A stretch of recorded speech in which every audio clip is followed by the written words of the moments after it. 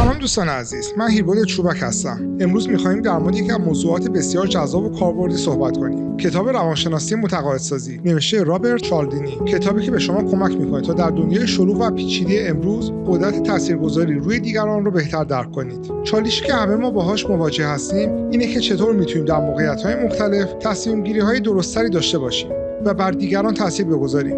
این کتاب 6 اصل بسیار قدرتمند رو معرفی می‌کنه که هم در زندگی روزمره و هم در کار میتونه تاثیرات زیادی بذاره. در ادامه میخوام به شما بگم که چرا این کتاب اینقدر مهمه و چطور میتونید از این اصول استفاده کنید تا زندگی و کار خودتون رو بهتر کنید. پس اگر دوست دارید از این تکنیک‌ها بهره برداری کنید، همراه من باشید. خب، حالا که به طور کلی با موضوع کتاب آشنا شدیم، بیاین کمی بیشتر در مورد رابرت چالدینی صحبت کنیم و ببینیم چرا کتابش اینقدر اهمیت داره. رابرت چالدینی یکی از بزرگترین روانشناسان و محققانی است که در زمینه تاثیرگذاری و متقاعدسازی تحقیقات گسترده‌ای انجام داده. او دکترای خودش را از دانشگاه کارولینای شمالی دریافت کرده و سالها در دانشگاه ایالتی آریزونا تدریس کرده. چالدینی در تحقیقاتش به این نتیجه رسید که افراد به روش‌های خاص می‌توانند بر تصمیمات و رفتارهای دیگران تاثیر بذارند، حتی زمانی که خودشان از این تاثیرات آگاه نیستند. او متوجه شد که بسیاری از تصمیمات ما به طور ناخودآگاه تحت تاثیر اصول روانشناختی خاص قرار می‌گیرند که می‌توان آن را شناسایی و درک کرد. این کشف به او این امکان را داد که استراتژی‌هایی را طراحی کند که از این اصول برای تغییر رفتار و تصمیم‌گیری دیگران بهره برداری کند. اما چرا کتاب روانشناسی متقاعدسازی اینقدر مهمه؟ در این کتاب چالدینی 6 اصل مهم رو معرفی می‌کنه که هر کدوم به نوعی قدرت دارند و در زندگی روزمره، بازاریابی، فروش و حتی روابط شخصی می‌توانند تأثیر زیادی بذارند. این اصول عبارتند از تعهد و ثبات، تایید اجتماعی، دوست داشتن، اقتدار، کمیابی و عمل متقابل. کتاب چالدینی فقط یک اثر علمی نیست، بلکه یک ابزار کاربردی است که میتونه به شما کمک کنه تا در موقعیت‌های مختلف تصمیمات بهتری بگیرید و از اصول متقاعدسازی به نفع خودتون استفاده کنید. از اون طرف برای کسانی که میخواهند در فروش و بازاریابی موفق‌تر بشن، این کتاب یک منبع طلایی به حساب میاد. و نکته جالب اینجاست که چالدینی در کتابش علاوه بر این که این اصول رو به ما آموزش میده، به ما یاد میده که چطور از این تکنیک‌ها در برابر خودمون دفاع کنیم، چرا که خیلی وقت‌ها ممکنه این اصول به نحوی بر ضد ما استفاده بشه. وقتی داریم وارد این موضوع میشیم، بذارید با یک مثال ساده شروع کنم. چرا متقاعدسازی در فروش، بازاریابی و زندگی روزمره اینقدر اهمیت داره؟ خب اگر بخوایم خیلی ساده بگیم، زندگی ما پر از لحظاتیه که باید دیگران رو متقاعد کنیم، چه در یک مذاکره کاری، چه در فروش یک محصول یا حتی در روابط روزمره‌مون. متقاعدسازی یک ابزار قدرتمند برای تاثیرگذاری بر تصمیمات دیگران هست. حالا ممکنه این سوال پیش بیاد، چرا این کار اینقدر مهمه؟ اولا در فروش شما باید بتونید مشتری‌ها رو متقاعد کنید که محصول یا خدمات شما نیاز اونها رو برطرف میکنه. بدون توانایی متقاعدسازی حتی بهترین محصول هم نمیتونه فروش خوبی داشته باشه. وقتی یه مشتری احساس میکنه که شما میفهمید به چی نیاز داره و محصول شما میتونه اون رو به هدفش برسونه، در واقع شما اعتمادش رو جلب کردید. در بازاریابی هم همینه. بازاریاب‌ها هر روز باید مخاطب‌ها رو متقاعد کنند که محصولشون بهترین انتخاب ممکنه. متقاعدسازی در بازاریابی یعنی شما باید بتونید احساسات و نیازهای مخاطب رو شناسایی کنید و به شکلی هوشمندانه و جذاب اونها رو به سمت انتخاب خودتون هدایت کنید. این کار نیاز به درک عمیق از روانشناسی انسان‌ها داره. اما در زندگی روزمره متقاعدسازی ممکنه خیلی پیچیده نباشه.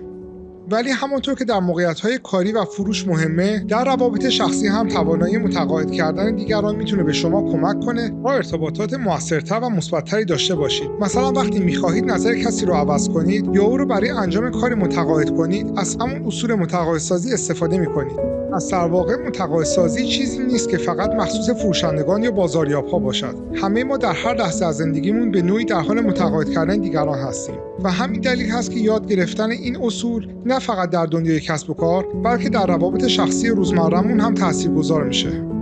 خب، حالا که فهمیدیم چرا متقاعدسازی در دنیای فروش، بازاریابی و زندگی روزمره اهمیت داره، بیایید یک قدم جلوتر بریم و وارد دنیای 6 اصل متقاعدسازی بشیم که رابرت چالدینی در کتابش معرفی کرده. این اصول نه تنها در دنیای کسب و کار، بلکه در روابط شخصی و حتی تصمیمات روزمره‌مون هم تاثیرات زیادی دارن. اولین اصلی که می‌خوایم بهش بپردازیم اصل تعهد و ثبات هستش. چالدینی این اصل رو با استفاده از یک مثال خیلی معروف از یکی از تحقیقاتش توضیح میده. در این تحقیق محققان از افراد خواستن که یک برچسب کوچک رو روی شیشه خونه‌شون بچسبونن که روی اون نوشته شده بود رانندگی ایمن. این کار خیلی ساده و بی اهمیت بود، اما نکته اینجا بود که بعد از اینکه افراد این تعهد کوچیک رو قبول کردن، زمانی که محققان ازشون خواستن که یک تابلو بزرگتر در حیاط خونه‌شون نصب کنند که رانندگی ایمن رو تبلیغ می‌کرد، تعداد زیادی از کسانی که برچسب کوچیک رو نصب کرده بودند با کمال میل این درخواست رو پذیرفتن. چرا؟ چون وقتی فردی تعهد کوچیک میده، تمایل داره که در آینده هم رفتار مشابهی از خودش نشون بده. این اصل در فروش، بازاریابی و هم در زندگی روزمره کاربرد زیادی داره. مثلا ممکنه یک برند از شما بخواد که برای دریافت اطلاعات تخفیف‌ها ایمیل خودتون رو وارد کنید. این ممکنه در ابتدا خیلی کم اهمیت به نظر برسه، اما وقتی شما ایمیل رو وارد می‌کنید، به نوعی تعهد کوچکی به برند ایجاد کرده اید و در آینده وقتی تخفیف‌ها فرستاده میشه، بیشتر احتمال داره که خرید کنید. دومین اصلی که میشه بهش پرداخت تایید اجتماعیه. چالدینی در کتابش میگه که مردم تمایل دارن طبق نظر دیگران عمل کنن. این اصل به وضوح در مورد نظر مشتریان در وبسایت‌ها و فروشگاه‌ها قابل مشاهده است. برای مثال، وقتی وارد وبسایت یک رستوران میشین، می‌بینید که هزاران نفر از اون رستوران تعریف کردن. به احتمال زیاد شما هم تصمیم می‌گیرید که از اونجا غذا سفارش بدین. اون احساس می‌کنید که انتخاب دیگران باید منطقی و درست باشه.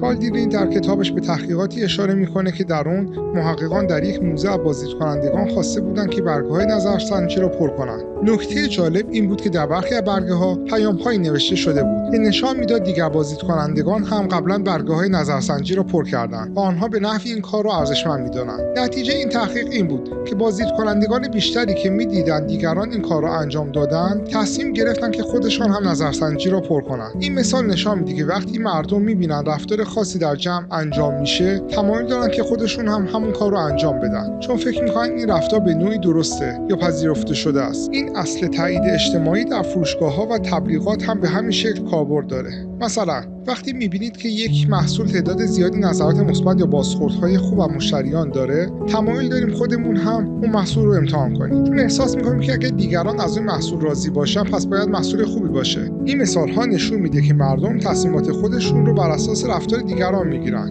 و این یکی از اصول اصلی تاثیرگذاریه که چالدینی در کتابش توضیح میده. اصل سوم، دوست داشتن. یکی از تجربیات جالبی که چالدینی در کتابش توضیح میده مربوط به فروشنده‌ها و نحوه تاثیرگذاری اونها بر خرید مشتریانه. طبق تحقیقات اگر فروشنده‌ای به مشتری توجه شخصی داشته باشه و از اونها سوالاتی درباره سلیقه‌شون بپرسه، احتمال خیلی زیادی وجود داره که اون مشتری از فروشگاه خرید کنه. چرا؟ چون وقتی که افراد احساس میکنن که طرف مقابلشون به اونها علاقه داره و باهاشون ارتباط برقرار میکنه، بیشتر به اون فرد اعتماد میکنن. این اصل در زندگی روزمره هم کاملا صادقه. مثلا وقتی شما با کسی ارتباط دوستانه برقرار میکنید و میبینید که اون فرد به شما توجه میکنه و علاقه‌مند به شنیدن حرفای شماست، بیشتر احتمال داره که در آینده نظرات اون فرد رو جدی بگیرید یا ازش درخواست کمک کنید. در واقع افرادی که دوست داشتنی هستند بر تصمیمات ما تاثیرات بیشتری میذارن. اصل چهارم، اقتدار. چالدینی در کتابش مثالی از یک فروشنده میذاره که در مورد ساعت‌های مچی به مشتریان میگه: من 25 سال در این صنعت کار میکنم و یکی از بزرگترین کارشناسان ساعت در منطقه هستم. این نوع صحبت‌ها به مشتری احساس میده که فروشنده آگاهی و تخصص بالایی داره و بنابراین بیشتر احتمال داره که مشتری حرفاش رو بپذیره. در دنیای واقعی همین اصول رو میبینیم. به طور مثال، وقتی یک پزشک متخصص به شما توصیه میکنه، شما احتمال خیلی بیشتر به حرفاش گوش میکنید، چون میدونید که اون در این زمینه متخصصه و به همین دلیل میخواهید از دانش او استفاده کنید. اصل پنجم، کمیابی. چالدینی در کتابش با مثال‌های از فروشگاه‌ها و تبلیغات توضیح میده که وقتی چیزی نایاب یا محدود باشه، مردم به اون توجه بیشتری میکنن. مثلا بسیاری از فروشگاه‌ها از عبارت‌هایی مثل فقط امروز یا فقط تعداد محدودی موجود است استفاده میکنن. چالش اینجاست که وقتی چیزی محدود به نظر میرسه، ما بیشتر به اون جذب میشیم. چالدینی در تحقیقی در مورد فروش‌های محدود توضیح میده که وقتی یک محصول محدود به نظر میرسه، افراد بیشتری تمایل داشتن تا اون محصول رو خریداری کنن، حتی اگر نیاز فوری به اون محصول نداشتن. این به خاطر ترس از دست دادن محصول ایجاد میشه. اصل ششم، عمل متقابل. این اصل میگه که ما وقتی از کسی چیزی دریافت میکنیم، تمایل داریم که در آینده چیزی به اون شخص پس بدیم. چالدینی در کتابش به این نکته اشاره میکنه. بسیاری از بازاریاب‌ها از این اصل برای افزایش فروش خود استفاده میکنن. یه مثال از این اصل میتونه مربوط به هدایای رایگان باشه. فرض کنید که وارد یه فروشگاه میشید و فروشنده به شما یه هدیه رایگان میده. بعد از دریافت هدیه، شما بیشتر تمایل دارید که از همون فروشگاه خرید کنید. اون احساس میکنید که باید مقابل این لطف خریدی انجام بدید. این اصل بر اساس قانون روانشناسیه که میگه وقتی کسی به ما لطف میکنه تمایل داریم اون رو جبران کنیم. با این توضیحات و مثالهای واقعی از کتاب چالدینی حالا میدونیم که چطور این اصول میتونن در زندگی روزمره و همچنین در دنیای کسب و کار و فروش تاثیر بزرگی داشته باشن. این اصول نه فقط به فروشندگان کمک میکنه که محصولاتشون رو بفروشن، بلکه میتونه به هر کسی که میخواد بر تصمیمات دیگران تاثیر بذاره ابزار قدرتمند بده. خب دوستان، توی این قسمت با 6 اصل متقاعدسازی چالدینی آشنا شدیم. اصول قدرتمندی که روی زندگی روزمره، فروش، بازاریابی و حتی روابط شخصی ما تاثیرات زیادی دارن. اما این فقط یه شروع بود. هنوز کلی نکات مهم و جالب از این کتاب مونده که میتونیم تو قسمت‌های بعدی بهشون بپردازیم. اگر دوست دارید هر کدوم از این اصول رو عمیق‌تر بررسی کنیم و مثال‌های بیشتری ازشون براتون بزنیم، توی کامنت‌ها برام بنویسید. توی اپیزودهای بعدی میتونیم جزئی‌تر این مفاهیم رو باز کنیم و یاد بگیریم چطور ازشون توی زندگی و کار استفاده کنیم. و اگه وقت ندارید کتاب رو کامل بخونید یا میخواید خلاصه کاربردی بقیه کتاب‌های مهم هم در این حوزه بدونید، من توی یوتیوبم کلی ویدیوهای 1 دقیقه آماده کردم که بهتون کمک میکنه سریع و راحت مهمترین نکات رو یاد بگیرید. پس حتما من رو اونجا دنبال کنید تا چیزی رو از دست ندید.